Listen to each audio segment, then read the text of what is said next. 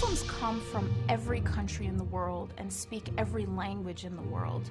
Only about 15% of Muslims are Arabs, and of course not all Arabs are Muslims. When we actually listen to the voices of the billion Muslims, what we see is that often the reality goes against what has become the conventional wisdom in this country. This idea that they hate us because of who we are, which gained tremendous ascendancy in the immediate years after 9/11 and still holds sway in very large quarters of the American populace, is a very dangerous one, because what you see from things like the Gallup poll is that that's actually not true at all. So this poll provides a kind of an opportunity to take away all the nonsense that's been cluttering up the relationship and then get to the cut to the real core, which is the political tensions between these different societies. People here are hungry for knowledge, for improving their lives, for just doing better things for their kids. There is so much for the West to share. But then yet, you cannot share through the barrel of a tank.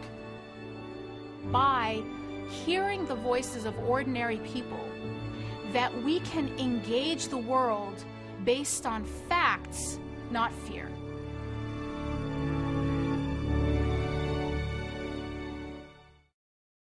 Dalia Mogahed, who many of you heard last night already, is the director of the Gallup Center for Muslim Studies and is the author, among other things, with John Esposito, of Who Speaks for Islam? What a Billion Muslims Really Think, which is quite an area to carve out for yourself. Good morning, everyone, and peace be upon you.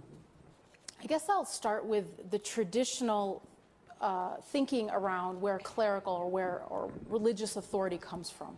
And there's this concept, and it's a very important one to Muslims, called ijaza. Ijaza literally means a license to derive law from the principles laid out in the Quran and in the prophetic tradition.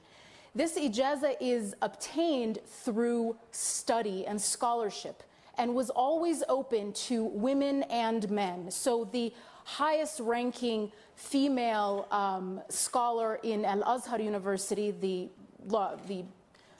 considered the highest authority in Sunni Islam in Egypt, her name is Suad Saleh. She's a woman I profile in my book, Who Speaks for Islam. And she has one of the highest levels of authority in Islam to interpret law. And this idea of ijaza did not mean a monopoly on the law, because it was open to anyone willing to go through the work and the scholarship to obtain this license to interpret. But it assured that we would not have the ijtihad of ignorance that produced Osama bin Laden.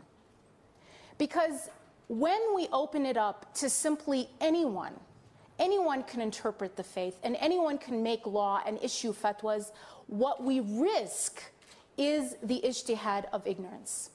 The other extreme, which is as fatal to the Muslim community, is blind followership, whereby Muslims are so ignorant of their text, so lavish in their simply following anything someone tells them, that they simply don't question. They don't even read the Quran for themselves.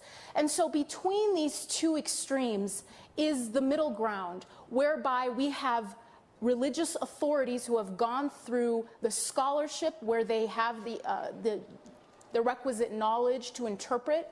And by the way, they have a hugely vast array of opinions. And at the same time, the general community, which is religiously literate. And this religious literacy is absolutely essential so that people can choose the interpretation that they feel comfortable with. Because at the end of the day, religious interpretation is not binding. And this is really important to understand. It is not simple, it's very different from, say, an edict by a religious authority, because it is an opinion that you can either accept or reject. and you can choose someone else. It's really much more like a medical opinion. So you go to a doctor, and they give you their diagnosis. You can go get a second opinion and a third opinion. Now, you shouldn't be able to write your own prescription without going to medical school, but you should be literate enough in medicine to ask the right questions of your doctor, to get the opinion that you feel comfortable with.